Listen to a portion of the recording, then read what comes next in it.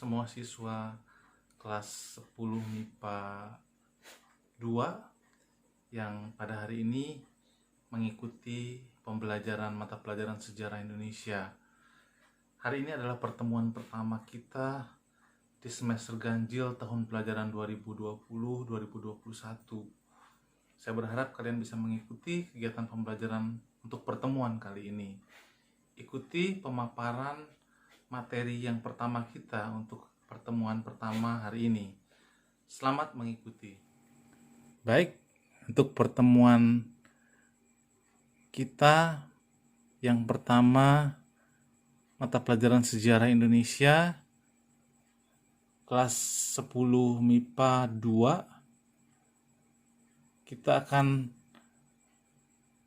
menggunakan buku teks pelajaran sejarah Indonesia sebagaimana kalian bisa lihat gambarnya pada slide yang saya tampilkan ini.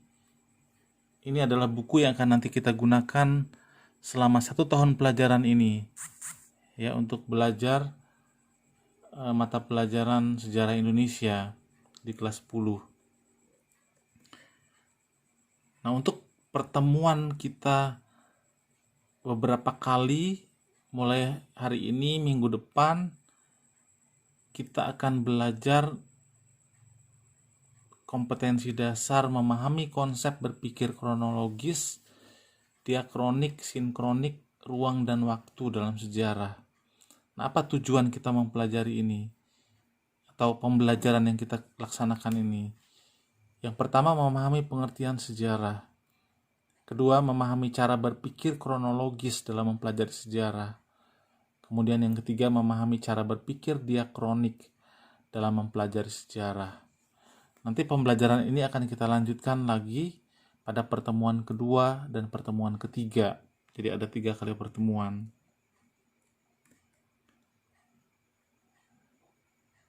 Nah, untuk pertemuan kita 3 kali pertemuan ke depan mulai hari ini, kita membahas atau mempelajari tentang cara berpikir sejarah. Ya, jadi sebelum kita mulai belajar mengenai apa sih sebenarnya cara berpikir sejarah, kita awali dulu dengan memahami pengertiannya. Apa sebetulnya pengertian sejarah? Sejarah berasal dari bahasa Arab sajaratun yang berarti pohon, merujuk pada silsilah, terutama silsilah raja atau dinasti pada masa lalu. Nah, pengertian sejarah juga dikemukakan oleh beberapa ahli, ya, atau sejarawan. Ada nama Herodotus yang mengemukakan pengertian sejarah menurut konsepnya dia. Kemudian Ibnu Khaldun juga menyampaikan pengertian sejarah. Kemudian ada Sartono Kartodirjo, ada Muhammad Yamin juga menyampaikan konsep mereka masing-masing mengenai pengertian sejarah. Nah, namun dari banyak pengertian yang disampaikan oleh para ahli sejarah atau tokoh-tokoh tadi, kita bisa menyimpulkan satu kesimpulan mengenai sejarah itu apa sebenarnya pengertiannya. Nah, di sini sejarah adalah ilmu pengetahuan yang mempelajari berbagai peristiwa atau kejadian yang terjadi dalam kehidupan manusia pada masa lalu. Jadi apapun peristiwa atau kejadian yang terjadi dalam kehidupan manusia pada masa lalu itu masuk dalam ruang lingkup sejarah.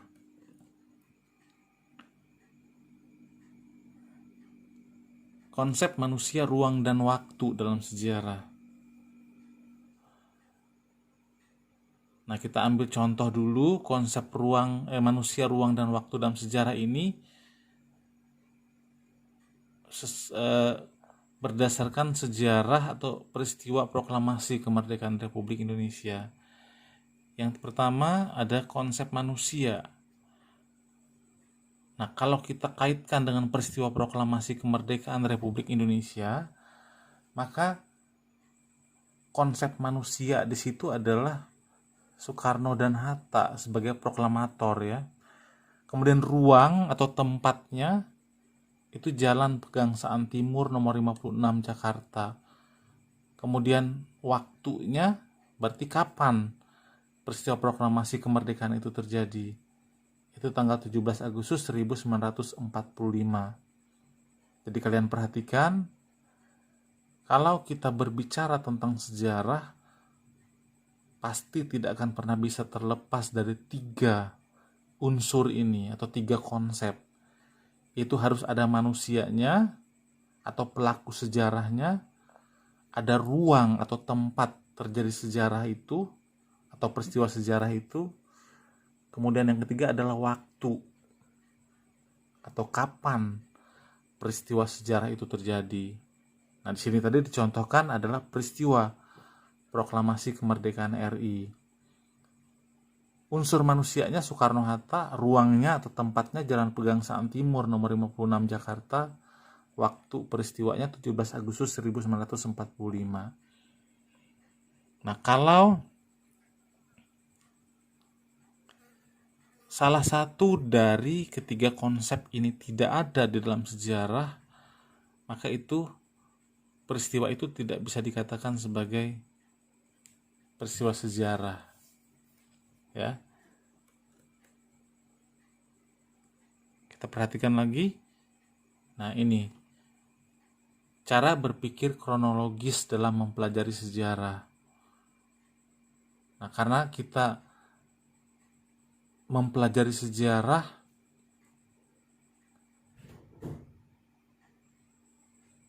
dengan tujuan-tujuan yang khusus tentunya. Misalnya kita belajar sejarah untuk mengetahui bagaimana sih peristiwa-peristiwa yang terjadi di masa lalu dalam kehidupan kita sebagai sebuah bangsa. Sejarah juga mengajarkan kita untuk menjadi pribadi yang bijaksana, sehingga kita bisa belajar dari kesalahan-kesalahan yang terjadi di masa lalu ya.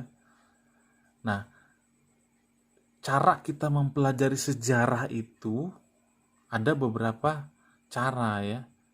Cara berpikirnya. Yang pertama adalah cara berpikir kronologis. Nah, apa maksudnya cara berpikir kronologis? Kita lihat. Kronologis itu berasal dari bahasa Yunani yaitu kronos, yang artinya waktu. Kemudian logos itu artinya uraian atau ilmu. Jadi kronologis itu adalah ilmu tentang waktu yang membantu menyusun peristiwa sejarah sesuai urutannya. Ya. Jadi peristiwa sejarah itu disusun sesuai urutan waktunya. Kenapa harus diurutkan waktunya? Nah, alasannya ada di bawahnya ya.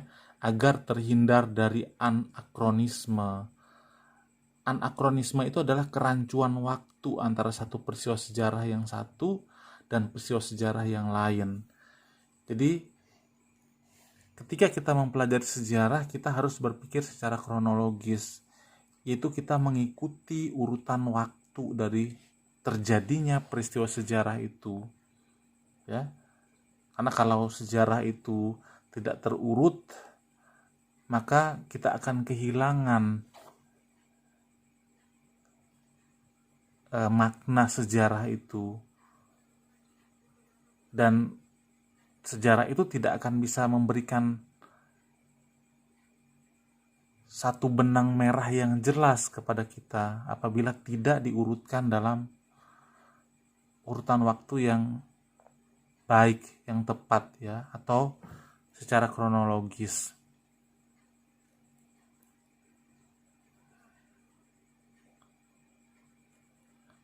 Kalian perhatikan nih cara berpikir kronologis dalam mempelajari sejarah. Kita lihat dari peristiwa-peristiwa ini,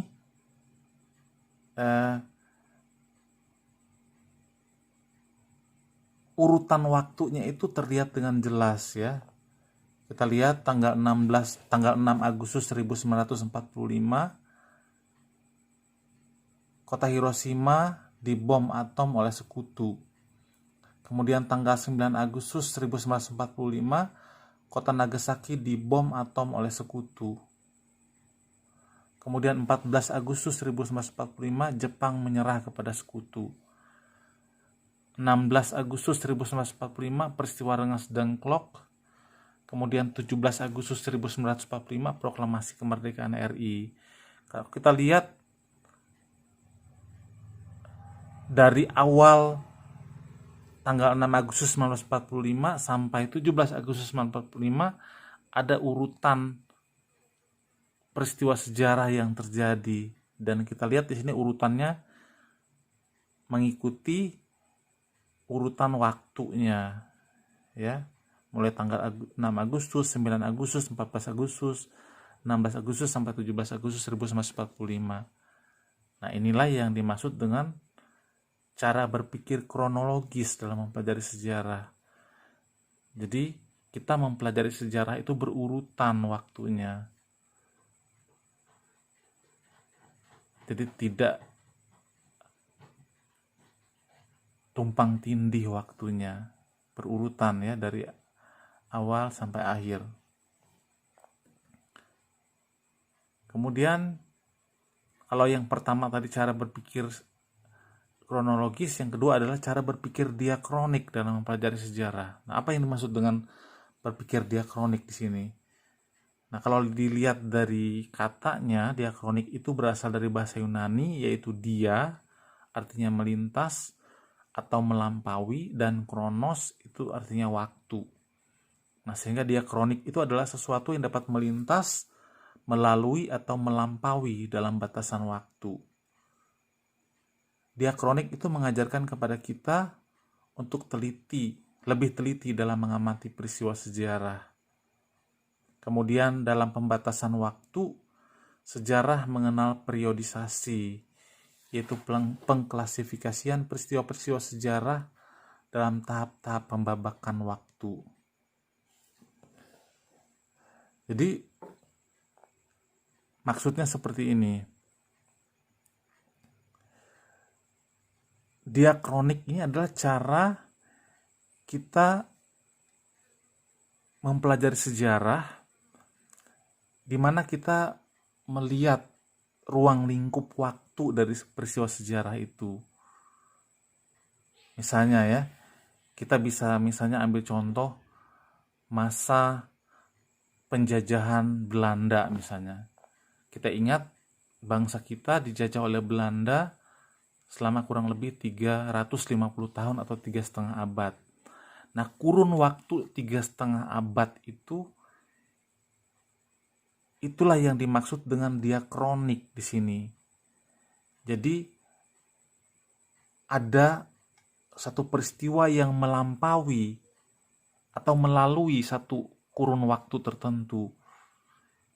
Kita dijajah mulai kurang lebih abad 16, 17, 18 sampai abad pertengahan abad ke-19. Nah, kurun waktu abad 16 sampai pertengahan abad ke-19 itulah yang disebut dengan melintasi, melalui, atau melampaui batasan waktu, atau yang disebut dengan diakronik tadi. Ya. Kemudian cara berpikir diakronik dalam mempelajari sejarah ini dibagi lagi. Ada namanya istilah periodisasi ya, yang artinya adalah pengklasifikasian peristiwa-peristiwa sejarah dalam tahap-tahap pembabakan waktu. Misalnya ada periode masa kemerdekaan misalnya. Kemudian ada periode kebangkitan nasional tahun 1908. Ada periode pergerakan nasional. Ada periode Orde Baru. Ada periode Orde Lama, ada periode Orde Reformasi sekarang ini. Nah, itu namanya periodisasi. Nah, kalau diakronik tadi ruang lingkup waktunya panjang, dari abad 16 sampai abad ke-19 pertengahan, itu peristiwa penjajahan atau sejarah penjajahan negara kita Nah, tapi ada bagian-bagian yang lebih pendek dari itu. Ada masa VOC, ada masa kerajaan-kerajaan, Hindu-Buddha, masa kerajaan Islam, kemudian ada masa pra-kemerdekaan, masa kemerdekaan. Nah, ruang lingkup waktu yang pendek-pendek itu namanya periodisasi ya. Nah, contohnya ini. Ada masa prasejarah, masa Islam, masa Hindu-Buddha, masa kolonialisme barat, masa revolusi, masa Orde Baru, masa Orde Lama, masa reformasi. Ini namanya periodisasi dalam sejarah ya. Jadi ruang lingkupnya lebih pendek daripada diakronik tadi. Kalau diakronik kan panjang, melampaui waktu. Kalau periodisasi ini waktunya lebih pendek. Oke. Sampai di sini dulu materi kita untuk pertemuan pertama ini. Nah, setelah ini saya memberikan tugas untuk kalian. Silahkan kalian kerjakan. Baca di buku teks pelajaran kalian mulai halaman 8 sampai dengan halaman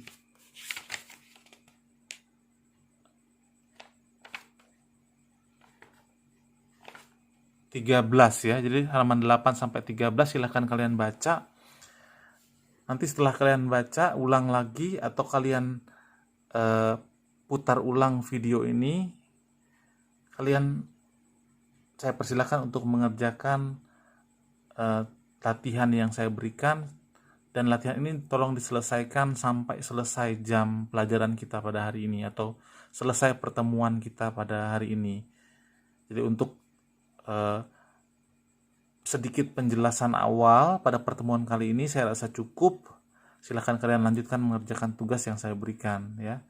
Demikian, selamat pagi. Tuhan Yesus memberkati.